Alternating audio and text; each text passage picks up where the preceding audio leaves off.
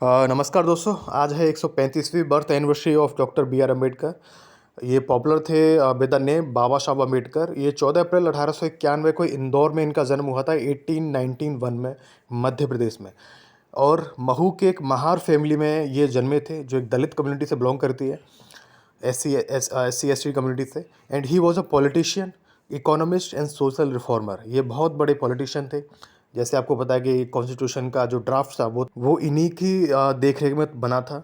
और इनके बारे में जितनी भी तारीफ़ की जाए, जैसे हम लोग बोलते हैं ना, किसी को महान बोलते जब किसी ने बहुत अच्छा काम किया होता सोसाइटी के लिए या किसी भी फील्ड में, तो हम लोग एज अ रेस्पेक्ट उनके लिए महान लगाते हैं। तो इनके बारे में ना, आप जितने भी इनके नाम के सामने महान लगाओ वो कम है, जितनी बार लगाओ वो कम है, क्योंकि ये इन्होंने इस दुनिया को, इस देश को हर एक फील्ड में, हर एक सेक्टर में बहुत कंट्रीब्यूट किया था। और इनके बारे में और भी बात की जाए तो ही advocated for the right of Dalit community के बारे में बहुत बात की इन्होंने। और इनफैक्ट खुद भी दलित कम्युनिटी से बिलोंग करते थे। Doctor Ambedkar was the chairman of drafting committee of Indian constitution. जब इंडियन कॉन्स्टिट्यूशन का जो ड्राफ्ट तैयार किया जा रहा था ना, तो उसमें इनका बहुत बड़ा कंट्रीब्यूशन था। He is recognised as the father of constitution, इसलिए इनको भारत का जो कॉन्स्टिट्यूशन है, संविधान है, उसका पिता भी बोलते हैं, उसका फादर भी बोलते हैं। He serves as the first law minister after independence. और जब भारत आज़ाद हो गया था, इंडिपेंडेंस के बाद ये इंडिया के पहले लॉ मिनिस्टर थे। He later resigned from the post due to difference of opinion over the Hindu code bills. और वही हुआ कि बहुत सारे है ना, उस टाइम पे जो गवर्नमेंट थी, तो गवर्नमेंट के साथ इनका ना एक बिल के ऊपर, एक हिंदू कोड बिल के ऊपर, जो बेसिकली महिलाओं के राइट्स के लिए था, विमेंस के राइट्स के लिए था, उसको लेके इनका डिफरेंस ऑफ ओपिनियन हो गया गवर्नमेंट के साथ। ऑल्दो ये लॉ मिनिस्टर थे। एंड इन्होंने फिर रिज़ाइन कर दिया अपनी मिनिस्ट्री से, उस मंत्रालय से। फिर 1956 में इन्होंने एम्ब्रेस किया बुद्धिज़्म को, इन्होंने बुद्धिज़्म धर्म को अपनाया। एंड बहुत सारे फॉलोअर इनके बन गए। एंड उसी साल इन्होंने ना एक बुक लिखी, बुद्धा एंड इस धर्मा। तो उसके बारे में काफ़ी मेंशन है एक्चुअली। बहुत सारे ना उस टाइम पे ये धर्म अपना चेंज करना चाह रहे थे, क्योंकि हिंदू धर्म में जो ऑर्थोडॉक्सी है, एक जो रूढ़िवादिता है, उससे बहुत परेशान थे, इसलिए इन्हें हिंदू धर्म को। फिर आगे इनके बारे में बात की जाए, इनके कंट्रीब्यूशन के बारे में, तो इन्होंने मेजर रोल प्ले किया in the improving the lifes of marginalise community.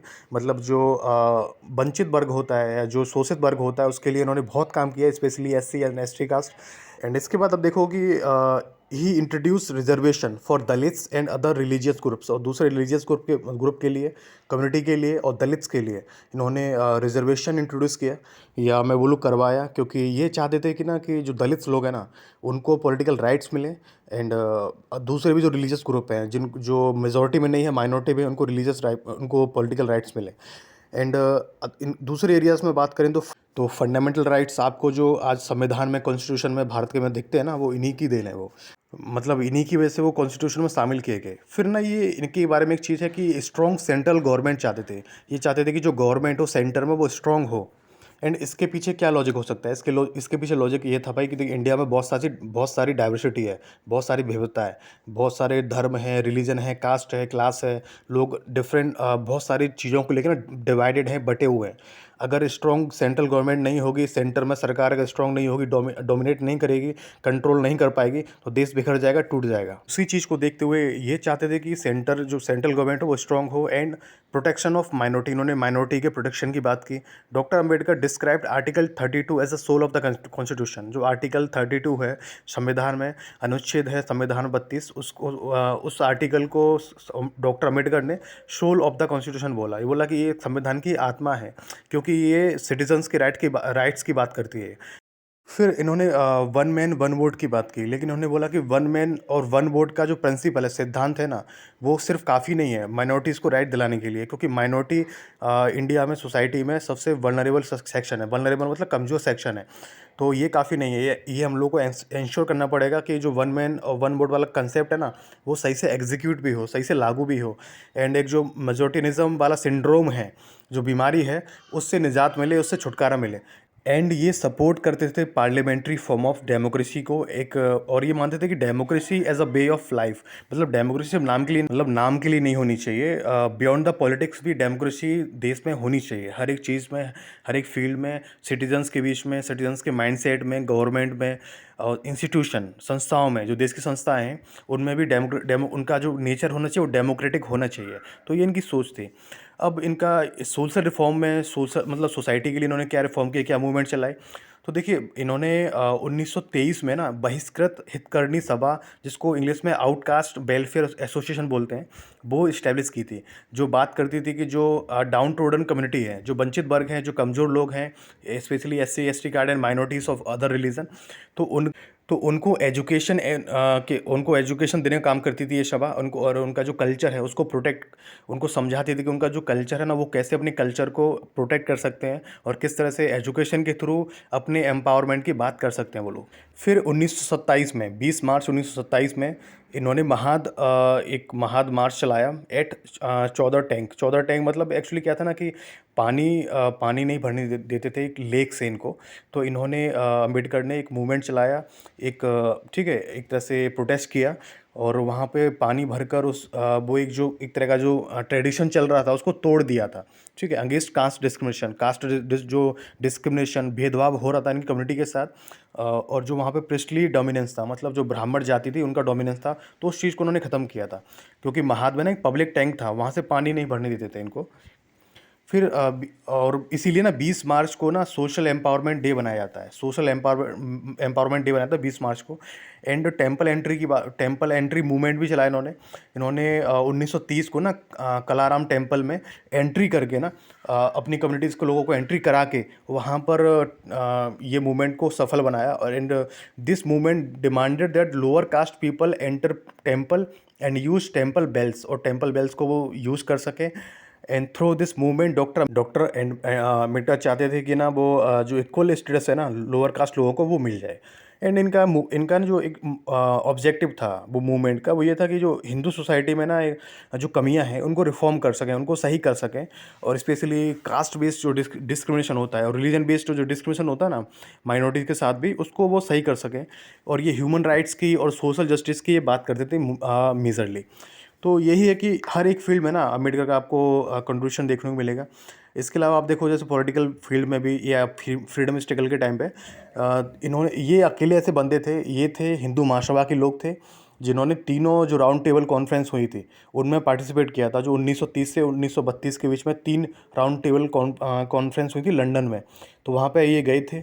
Gandhi ji ने सिर्फ सेकंड राउंड टेबल कॉन्फ्रेंस थी उसको अटेंड किया था। लेकिन ये ऐसे थे तीनों में गए थे और इन्होंने वहाँ पे अनटचेबल्स और दलित कम्युनिटीज़ के राइट्स की बात की। एंड इन्होंने पूना पैक्ट साइन किया गांधी जी के साथ, जो फेवर करता था सेपरेट इलेक्टोरेट फॉर जो बहुत सारी जो कम्युनिटीज़ थी, स्पेशली डिप्रेस्ड क्लासेस। बट लेकिन ना 1932 में जो गांधी जी थे उन्होंने प्रोटेस्ट किया इसके खिलाफ। वो नहीं चाहते थे कि दलित को इस तरह सेपरेट इलेक्टोरेट का राइट मिले, क्योंकि इस तरह से ना सोसाइटी डिवाइड हो जाएगी, समाज बढ़ जाएगा, तो वो यही नहीं चाहते। इसलिए उन्होंने फास्टिंग की और जो यरबड़ा जेल थी ना, सेंट्रल जेल, वहाँ पे फास्टिंग की उन्होंने। और इसके बाद ही पूना पैक्ट साइन किया गया, जहाँ पे गांधी ने अपना जो फास्ट था, अपना जो हड़ताल थी उसको ख़त्म किया। और अंबेडकर ने जो डिमांड थी सेपरेट इलेक्टोरेट की, उसको जाने दिया, उससे वो हट गए। ठीक है, ये चीज़ था। And instead a set number of seats were reserve for the depress class. लेकिन इसके बाद भी ना एक पर्टिकुलर नंबर ऑफ सीट्स ना डिप्रेस क्लास के लोगों के लिए रिजर्व कर दी गई कि ठीक है, इतनी सीट्स पर ये जो डिप्रेस क्लास के लोग हैं ना वो लड़ेंगे, अपना चुनाव लड़ेंगे। फिर इन्होंने प्रोविंशियल इलेक्शन हुए थे उस टाइम पे प्रोविंस में, उसमें पार्टिसिपेट किया और अपने लिए एक सीट जीत भी गई है। मतलब बॉम्बे जो लेजिस्लेटिव असेंबली है ना, वहाँ पर इनको एज MP, मतलब सॉरी, बॉम्बे लेजिस्लेटिव असेंबली में ये MLA बन गए। उसी दौरान ही advocated for ending the jagirdari system. इन्होंने जागीरदारी सिस्टम ख़त्म करने की बात की जब ये उस टाइम पे MLA थे बॉम्बे लेजिस्लेटिव असेंबली में। एंड जो स्ट्राइक थी ना, जो वर्कर का राइट होता है स्ट्राइक करने का, हड़ताल करने का ना, उसके लिए इन्होंने बोला कि भाई ये उनका राइट होता है कि वर्कर्स अपने राइट्स के लिए हड़ताल कर सकते हैं, तो ये इनको राइट होना चाहिए कि वो हड़ताल कर सकें। फिर सेकेंड वर्ल्ड वॉर के टाइम पे 1939 में डॉक्टर अंबेडकर चाहते थे कि लोग जो इंडियंस हैं, भारतीय हैं, वो आर्मी को ज्वाइन करें। एंड जो नाजिज़्म था उस टाइम पे जर्मनी के अंदर, जो नाजिज़्म चल रहा था हिटलर के अंतर्गत, उस चीज़ से लड़ें ये, क्योंकि वो कहीं ना कहीं सिमिलर था फासिज्म के तरह। एंड इसके अलावा भी ना इन्होंने जो सेंट्रल बैंक ऑफ इंडिया है, जो जिसको अभी आप आरबीआई बोलते हो, रिजर्व बैंक ऑफ इंडिया, उसके क्रिएशन में ना सेंट्रल बैंक सेटअप हो जाए, उसके क्रिएशन में, उसको क्रिएट करने में इनका बहुत बड़ा कंट्रीब्यूशन था। तो ये ना ये रोल थे, ये इनका कंट्रीब्यूशन था डॉक्टर अंबेडकर का, हर एक फील्ड में, इकोनॉमी में, पॉलिटी में, सोसाइटी में, दलित्स के लिए, माइनॉरिटी के लिए, मतलब ऐसा कुछ सेक्शन था विमेंस के लिए। अब देखो, इन्होंने 1936 में इंडिपेंडेंट लेबर पार्टी बनाई, तो लेबर्स के लिए भी इन्होंने बात की। अब लेबर तो किसी भी कम्युनिटी से बिलोंग कर सकता है, चाहे वो एससी हो, चाहे एसटी हो, चाहे वो हिंदू हो, मुस्लिम हो, क्रिश्चियन हो, जोरास्ट्रियन हो। तो वो इन्होंने हर एक सेक्शन के लिए बात की। ये ऐसे लोग ना कभी किसी एक पर्टिकुलर कम्युनिटी के, कास्ट के, रिलीजन के, मतलब किसी एक कम्युनिटी के नहीं होते ये लोग, ये लोग सबके होते हैं। और इसी वजह से ना इन्होंने बहुत सारे धर्मों को समझा, पढ़ा, कुरान पढ़ी इन्होंने, बाइबल पढ़ी, हिंदू का गीता पढ़ी, मनुस्मृति उसको पढ़ा। तो इन्होंने बहुत सारी चीज़ों को पढ़ने के बाद ना इनको सबसे फ्रस्ट्रेट हो गए थे। फिर इन्होंने उसके बाद जाके बुद्धिज़्म को ज्वाइन किया। तो बेसिकली ये थे डॉक्टर बी आर अम्बेडकर, इनके बारे में आज इनकी birth anniversary, and we should celebrate this. And हम लोग को समझना चाहिए कि इनका जो, कई बार लोग इनके बारे में बोलते हैं कि ये दलित कम्युनिटी के लीडर थे, ऐसा नहीं है, ये हर एक कम्युनिटी से बिलोंग करते थे। ऐसे लोग किसी एक कम्युनिटी के नहीं होते, सबके होते हैं। तो we should respect him, and इनकी लाइफ से ना बहुत कुछ समझा जा सकता है। So thank you for today.